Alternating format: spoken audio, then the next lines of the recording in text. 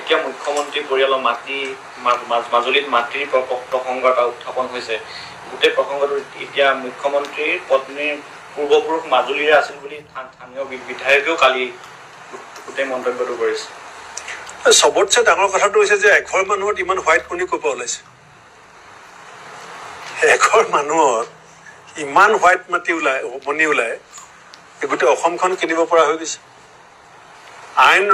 আইনখন ৰৈ যায়, মাজুলী আইনখন ৰৈ গ'ল। কেলে মাটিৰ কাগজ পত্ৰখিনি ক্লিয়াৰ হোৱা নাই? চৰকাৰী ব্যৱস্থাটো গোটেই মেচিনাৰীটো আজি ব্যৱহাৰ হৈছে এটা পৰিয়ালৰ সম্পত্তি বৃদ্ধি কৰাত। আৰু হোৱাইট মনি অভাৱনীয়ভাৱে বৃদ্ধি পাইছে। ব্লেক মনিটো তেখেতৰ গুৰিত নায়েই।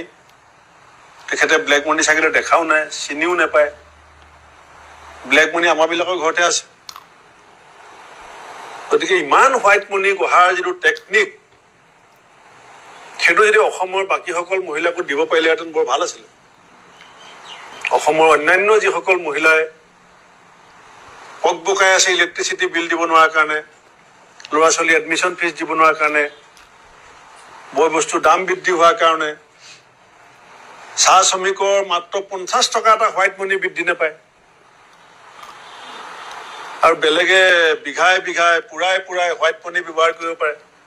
এই টেকনিকটো মই ভাবোঁ মুখ্যমন্ত্ৰী ডাঙৰীয়াই অসমৰ অন্যান্য পিছপৰা দুখীয়া মহিলাসকলকো এটা প্ৰশিক্ষণ, আমিও সহযোগ কৰিম, আমাৰ কংগ্ৰেছৰ মহিলাসকলকো পঠাই দিম যে কেনেকৈ হোৱাইট মনি বৃদ্ধি পায়।